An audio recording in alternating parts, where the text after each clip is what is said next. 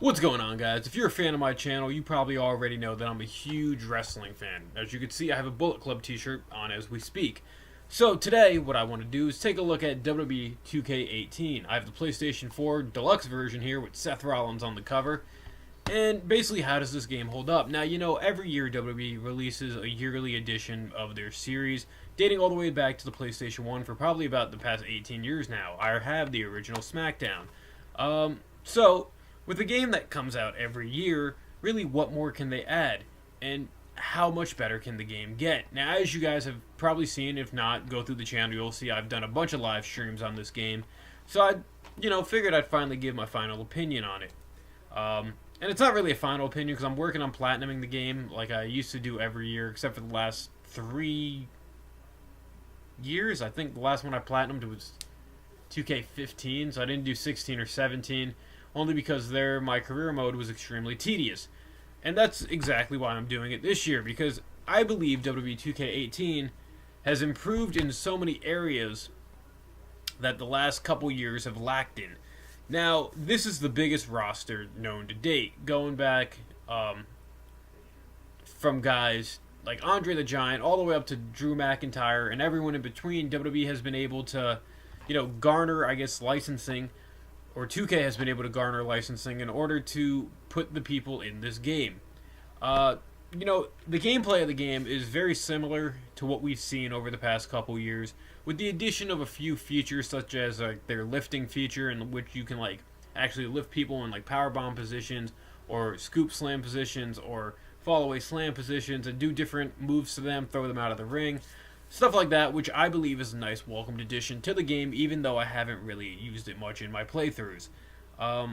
Online overall has definitely been overhauled, and it's really cool to see the Road to Glory mode, which is kind of a extension to the My Career mode, in which you can gain additional experience points.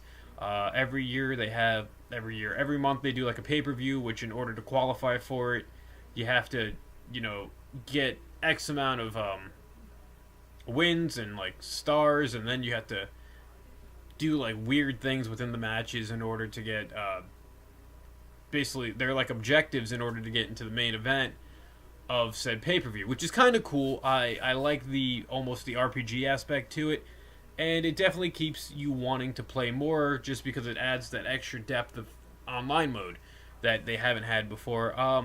The game itself, though, does have a couple weird glitches to it. Like my created player, I've noticed on a bunch of times, loves to fall through the ring. I really haven't had it with regular players. I think it's because I play the most as my created player, so I was able to come across this glitch. Also, when I try to do a car finisher with my created player, he tends to fall through the car, and then the game, you have to restart the match. It's really weird, but I've had it work fine with other characters.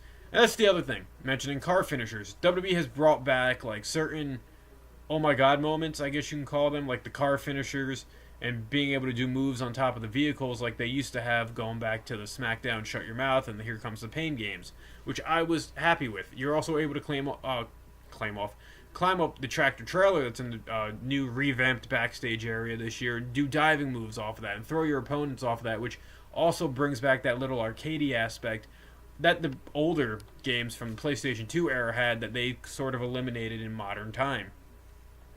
One thing, a little pet peeve of mine that I don't really like about this year's game is, whereas the My Career mode has been completely revamped, it actually makes you want to play it because you can wander the backstage area, do side quests, level up your character, gain experience points. For whatever reason, the people you talk to, they don't do voiceovers anymore. I don't know if that was a cost-cutting measure or just because the wrestlers don't have the time to provide voices anymore. That's a little pet peeve of mine. It's nothing really big. Another issue I had is one of the trophies that I'm currently working on is gain up to level 10 in a select career path. Now, in my career, you can either be a fan favorite or a company man. And you kind of level up through both, but as you gain the different levels all the way up to level 10 on each of them, you unlock different things that you can do, and each one has a different set of unlockables. However, gaining the experience to level up the characters is extremely tedious. where cutting promos you only get like 16 experience points or popularity points for the fan favorite. However, you'll need like 1,500 to level up. That might be a little bit exaggerated, but at the same time, it might not be. And it just becomes tedious. And I'm trying to get the trophies for that right now, along with doing 20 side quests. And the side quests last over the course of like 3 weeks. It's a little tedious. It means you have to play the game a lot, or for a prolonged period of time in order to get these achievements. And I could see why 2K would do that, to keep you coming back to the game, to kind of hold you over till the next year's game. And I'm already at 94% of my trophies, and literally the 20 side quests and the reaching level 10 on the chosen career path are the only 2 trophies I have left to give, or to gain. And like I said, those are a little tedious. But, the game itself, the graphics look great for the PlayStation 4. I'm assuming they look the same on the Xbox One. I know the Switch version isn't really doing so well right now with all its flaws and slowdown and frame rate issues, and they released the game like super early without any really real notice. But hopefully 2K can come out and patch that and make the game playable. So the graphics look good, the gameplay looks good. The gameplay is pretty much your typical WWE game, minus the addition of a couple features, some oh my god moves, just some little things that you can do and you can change. However, the essential gameplay is pretty much what we've been getting the past couple years, and it's really nothing special, but at the same time, it's still a fine game. It's decent. There's really nothing inherently wrong with it, aside from like the glitches that you get from time to time, like I mentioned, falling through the ring. And then, it's funny because your character fall through the ring, and you can just see his animations, like, they become really weird, like, he'll fall down like on his knee and look like he's kind of like sliding on his knees. It's very odd. But aside from that, like when the matches go unglitched, they're fine. The Royal Rumble can be a little bit more difficult this year. They've kind of revamped how that's gone down. One thing I hate is that you really can't get out of the Hell in a Cell anymore to like fight on top. At least, to my knowledge, unless I'm doing it wrong. I remember in the older games, you used to be able to just walk out of the cell through the door. That's not a thing anymore, and it's really weird. I think you have to have like a move that breaks the side of the cage or something. Overall, the game is fine. There's a lot of DLC that they span over. I'm kind of regretting buying the deluxe edition, especially because I'll probably have it platinumed way before all the DLC gets released, and I don't know if I'm gonna go back and play this in my free time once I have it platinumed.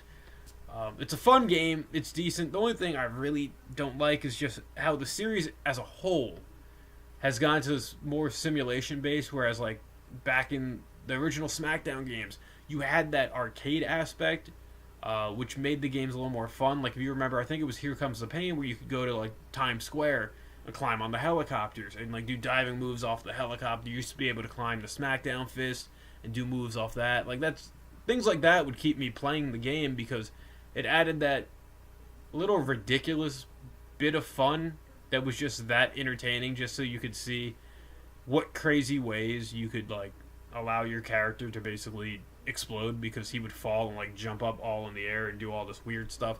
If you guys have played those games, I know you know what I'm talking about, and I know you used to do it. But as a simulation based wrestling game, the game is fine, as I mentioned. It looks good, it sounds good. The commentary isn't as repetitive, I've noticed, as it used to be. There's a lot more dialogue.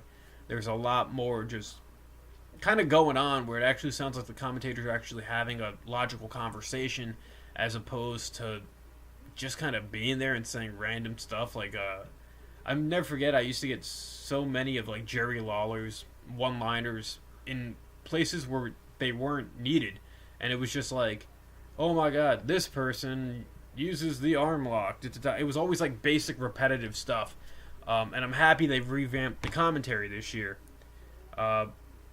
The AI has become a lot smarter this year. They reverse a lot more. They just overall have become a tougher opponent. The reversal system is a little more in tune to the fact that you have to be a little more precise this year to reverse. It took a little bit getting used to when I first popped in the game this year. However, now I'm like a master reverser. It's not that difficult to get a hold of, but it's also not that easy. Like, if you haven't played this game yet, it's going to take a minute to get used to it, but it's not inherently bad. I think it's an improvement. Let's see what else there is. I mentioned the roster. There's a whole bunch of new moves. There's a whole bunch of new customization options, whether it be how they revamped the creation suite, from creating entrances to title belts to arenas. Overall, like I mentioned, 2K has added a lot to this game, and even where the new additions don't inherently shine, the thought was there, so hopefully overall they can improve it for next year's additions. Maybe add more backstage areas. It's kind of like a locker room area right now, and it's a little basic. They need to definitely add more of a story to My Career Mode, and I appreciate that this year for My Career Mode you actually have a story. It's not just like running the ropes, no pun intended, and just having match after match. There's actually, like, the Authority tries to screw you over. The Rock has a prominent spot in My Career, like, spoiler alert. But it's actually interesting that they finally developed a story again for this game. However, the stories in the past were a lot better because they were a little bit more off the wall. They were a lot more in depth. And it actually kind of makes sense because it feels like the story in this year's game is... wow, I can't even speak. The story in this year's game kind of plays out like modern WWE television, where it's not all that enthralling. Whereas in the past, where the storylines were continuously being entertaining every week, that's kind of how the past games story mode used to be. WWE definitely needs to overall get on their writing, and hopefully next year for WWE 2K18 we can have a My Career Mode that has a story that isn't just really repetitive like this year's was. I mean, I enjoy that they actually gave me a story to play through, but it became tedious, and there was nothing that made me want to keep playing it at any given point. So, guys, that's my review of WWE 2K18. Overall, it's a decent game. It'll definitely be fun if you and a couple buddies play it. But as a whole, this game has a lot of great ideas that need to be polished for next year's edition. This game, if I can leave it at a closing comment, feels like the previous year's games, and the additions that were added to it makes the game also feel a little bit like a beta to a game that could be a lot more polished. Like I said, the ideas and the additions, awesome additions. It's just they can definitely be better. So if you guys play WWE 2K18, what are your thoughts on the game? Leave them in the comments below.